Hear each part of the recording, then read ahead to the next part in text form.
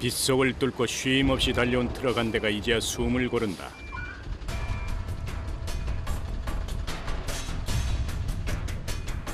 부산항에서 이곳 제천까지 꼬박 4시간을 달려온 길. 빼곡히 담긴 상자에는 아직 항구의 냄새가 배어있다. 고등어 지금 내릴 거예요. 고등어 들어갈 거예요. 얼마 들어왔는데요? 짝수로 하면 750짝 정도 돼요. 그 양이 상상을 초월한다.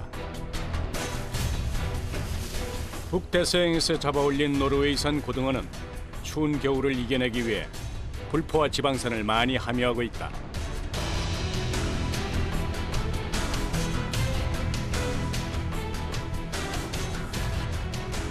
이제는 고등어를 하역할 차례다. 800개도 넘는 상자가 모두 이들의 손길을 기다리고 있다. 자금 양도 산더미처럼 쌓여 있지만 상자 하나하나의 무게도 상당하다.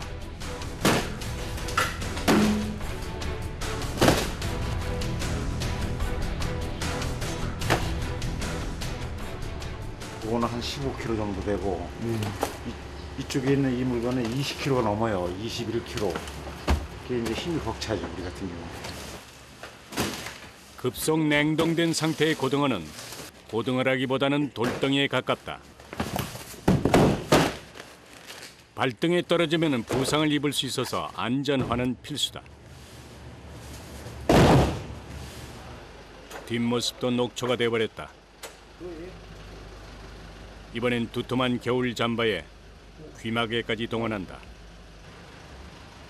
요즘 날씨가 무색하다. 이 안에가 추워서요. 그냥 작업은 못합니다. 너무 추워가지고. 보통 한 24도에서 25도, 많이 떨어질 때는 30도까지 떨어져요. 영하 30도요? 예. 수산물 가공 공장에서 신선도는 그 어떤 것과도 바꿀 수 없다.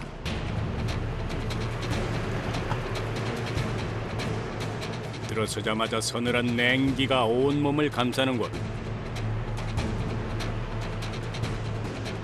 내린 지 얼마 안 된 고등어는 냉동 창고에서 다시 탑처럼 쌓인다. 이곳에선 1분도 참 길다. 여기 한 15분만 있어봐요. 동태됩니다, 동태. 영하 30도의 거대한 냉동실. 시간이 지체될수록 혹한의 추위가 몸 구석구석을 파고든다.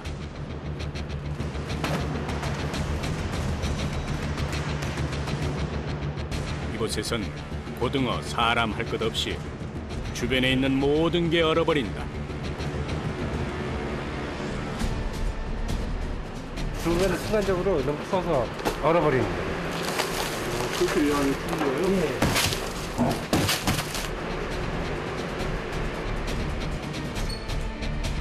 처음 이곳에 발을 디디는 사람은 채 1분을 버티기도 힘들다. 그래도 누군가는 해야 하고 버텨야 하는 일. 두 손과 두 다리는 물론 눈과 마음까지 꽁꽁 얼어버렸지만 끝까지 상대를 놓지 않는다.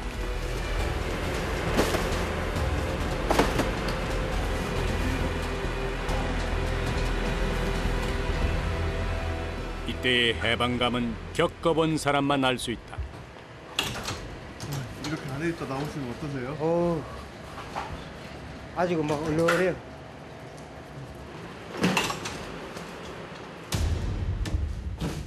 두꺼운 겨울 잠바도 이 강추위에는 속수무책이다. 이곳은 사계절이 겨울이다. 여름에 더 추워요, 겨울보다. 옷을 여름엔 얇게 입으니까 더 춥죠. 10톤 물량의 하역은 한두 시간에 끝날 양이 아니다.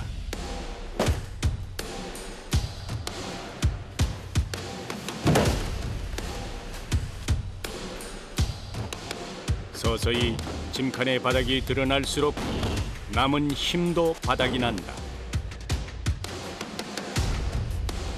4시간 걸리 4시간. 4시간.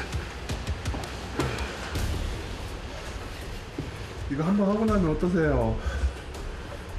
죽을 지경이지요, 뭘. 아유. 한여름과 한겨울을 오가는 고등어 하역 작업. 그 고단한 작업이 이루어져야만 모든 공정이 순조롭게 돌아갈 수 있다. 이제 이 앞치마 언제 벗는 거예요? 오늘 6시까지. 힘드시겠어요.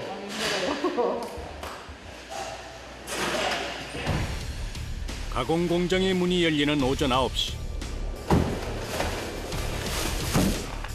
어부의 그물에 걸린 고등어가 먹기 편한 자반 고등어로 변신을 시작한다.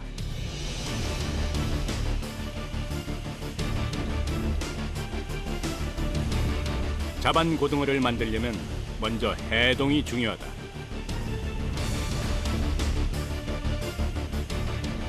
이 어느 상태에서는 다루지 못하잖아. 완전히 기력이 있네. 해동 작업은 생각과는 다르다. 그대로 두면 해동이 이루어질 것 같지만 그렇지 않다. 한 마리 한 마리 일일이 떼내는 수고를 보태야 비로소 잘 녹기 시작한다.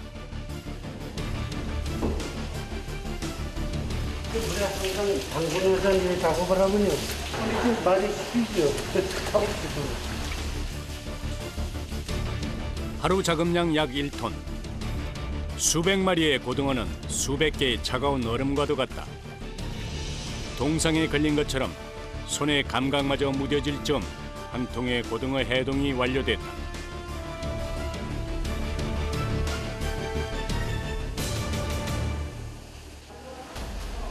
해동된 고등어는 이곳에 옮겨진다. 한 번 옮길 때마다 견뎌야 하는 무게는 30kg. 수십 번 반복하다 보면 하루에도 몇 번씩 몸이 휘청거린다.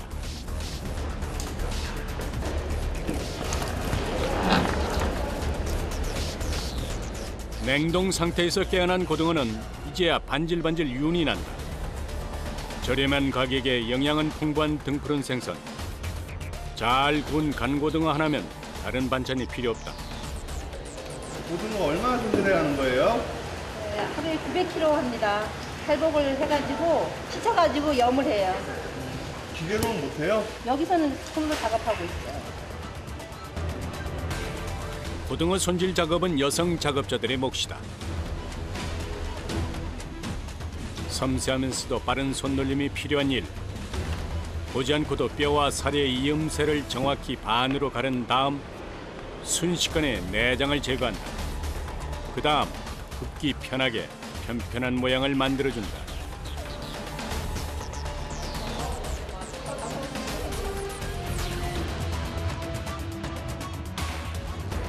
이 과정이 좋기 10초면 충분하다. 안으로 가까이 가르는 게 중요하죠. 뼈 타고 올라가는데 안 그러면 삐뚤어지고 살이 막 옆으로 가고 막 그러잖아요. 안 보이는데 어떻게 하세요? 거기 뼈가 있는지 없는지. 그래도 다 알아요, 하다 보면. 처음에 모르는데 하다 보면 다 알게 돼요.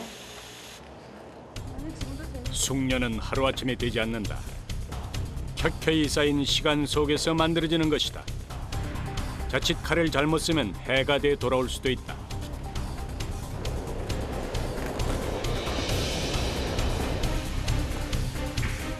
날카로운 칼과 고등어. 오로지 여기에만 집중하다 보면 눈의 피로가 금세 쌓인다.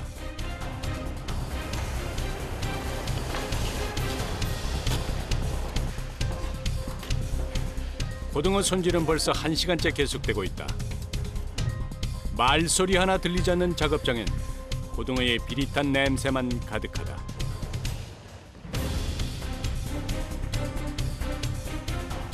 빨리빨리 작업을 해야지 신선도가 유지되기 때문에 최대한 빨리빨리 하는 거예요.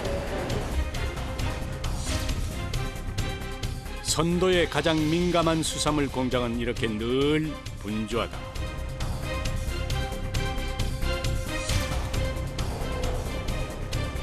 고등어를 손질하려면 허리와 고개는 늘 아래를 향할 수밖에 없다. 작업할 때 허리 한번 제대로 펼 시간이 없어요. 빨리빨리 해야 되기 때문에. 가장 참기 힘든 건 고질병처럼 저려오는 손목이다. 하루 8시간을 종일 서서 일하다 보니 어디 하나 쑤시지 않는 곳이 없다. 저녁에 가면 다리가 막 퉁퉁 부어요. 나갈 때 이제 다리를 조금 올려가지고 붓기 좀 빼고 또 아침 눈 뜨면 그래도 밥 먹고 살으라고 또 나오게 되고 그래요. 작업대 위에 고등어가 사라지기 무섭게 또 다른 고등어가 올라온다. 이렇게 30번은 넘겨야 손질이 다 끝날 것이다. 할복을 마친 고등어는 다음 작업대로 향한다. 마치 어린아이를 씻기듯 고등어 세척 작업이 이어진다. 이 역시 기계가 대신 해줄 수 없는 일. 손으로 해야 구석구석에 고인 핏물까지 깨끗하게 정리가 된다. 깨끗하게 사이사이가 제거를 해주고 소비자들이 구매를 했을 때 그냥 아주 편리하게 먹을 수 있게끔 그렇게 만드는 거죠. 씻을 때도 요령이 있다. 고등어를 쥘 때는 살이 으스러지지 않도록 최대한 손에 힘을 뺀다.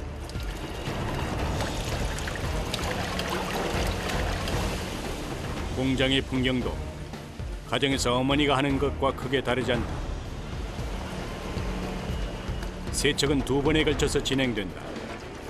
이때 수돗물이 아닌 소금물로 세척하면 빛깔과 맛이 더 좋아진다.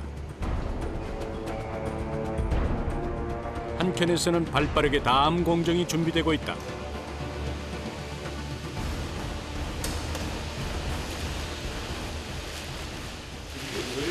감초소금이에요.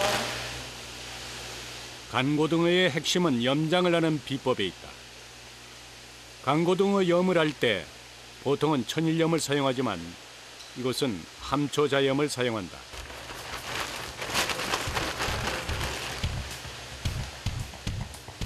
서해안 갯벌에서 자생하는 한해살이풀 함초로 만든 소금은 각종 미네랄 성분이 풍부하다.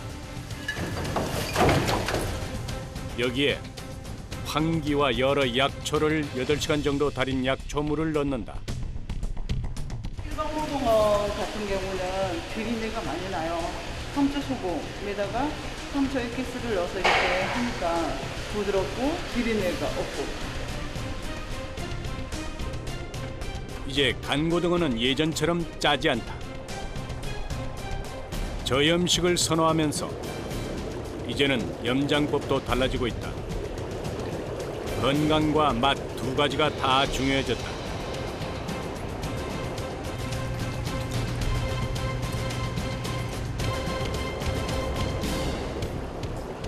염도를 체크를 해야 동일하게 같이 가잖아요. 처음부터 끝까지. 염도가 너무 작은 아이들도 안 되잖아요. 너무 싱거워도 안 되고. 간고등어의 맛이 만드는 곳마다 한결같은 데에는 이런 과정이 숨어 있다.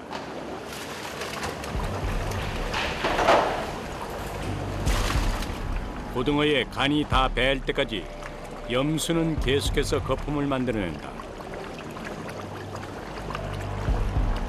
고인 물에서 염을 하면 간이 골고루 배지 않기 때문이다.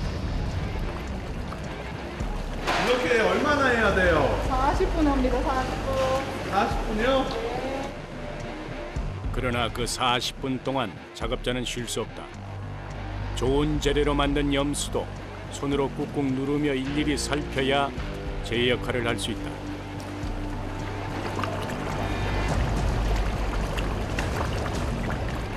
그러니까 너무 크면 염이 잘 안 되잖아요. 골고루 연결 하고. 염장을 마치면 삼삼할 정도로 간이 배이는 정도. 짠맛보다는 오히려 구수한 맛이 난다.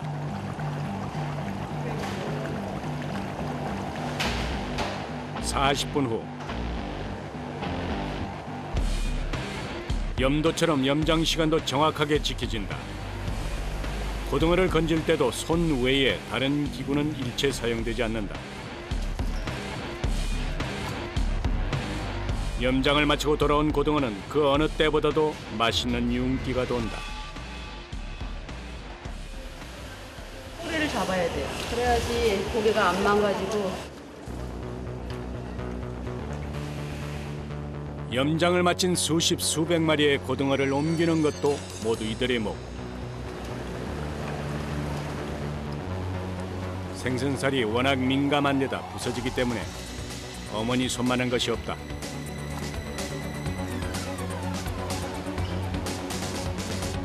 염장을 마쳤다고 작업이 끝난 것은 아니다. 아직도 수작업이 줄줄이 남아있다.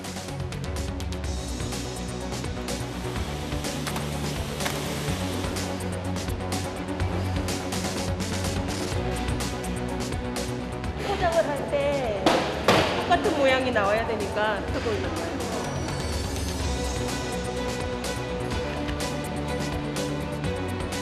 이곳에서 하루 만들어지는 간고등어는 1000여 마리 정도. 일일이 펼치는 작업 역시 1000번을 반복해야 한다.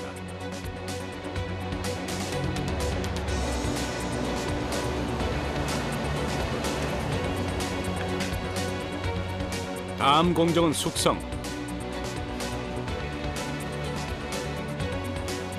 염장을 마친 고등어는 냉동실로 직행한다. 이 과정을 거쳐야 간고등어의 맛과 풍미가 더욱 깊어진다.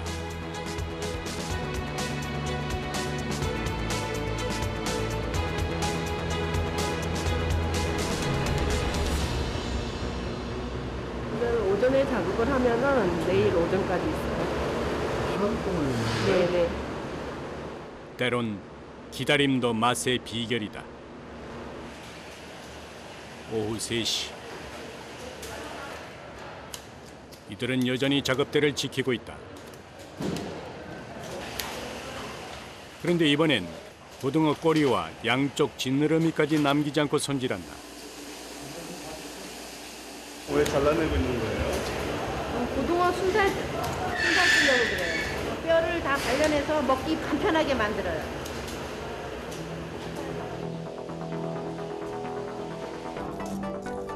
순살 고등어는 머리 부위와 뼈를 모두 제거해서 먹을 때 더 이상 버릴 게 없는 고등어다. 보이지 않는 잔뼈까지 세밀하게 발라내는 기술이 놀랍다.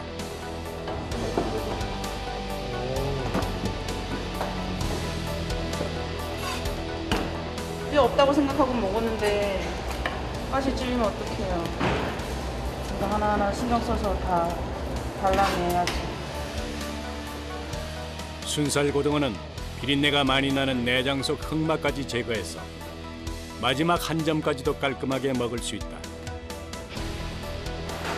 우리가 편해질수록 누군가는 그만큼의 수고를 하고 있는 것이다.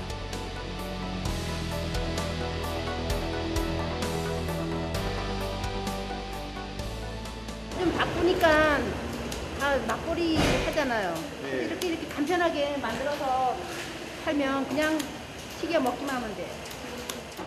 이들에겐 긴 인내의 시간이 이어질 것이다. 그 시각 숙성실에는 어제 미리 작업을 해놓은 고등어가 출고를 준비하고 있다.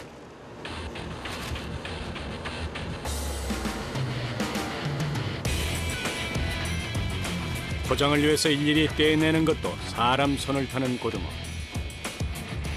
하역부터 해동, 할복과 세척, 염장과 숙성에 이은 포장까지 10단계의 과정을 거쳐야 비로소 완제품이 된다.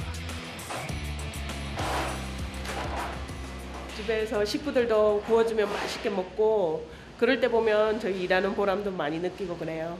저희들이 아주 깨끗하고 위생적으로 만들고 있으니까는 드시는 분들도 안심하고 맛있게 드셔주시면 감사하겠습니다.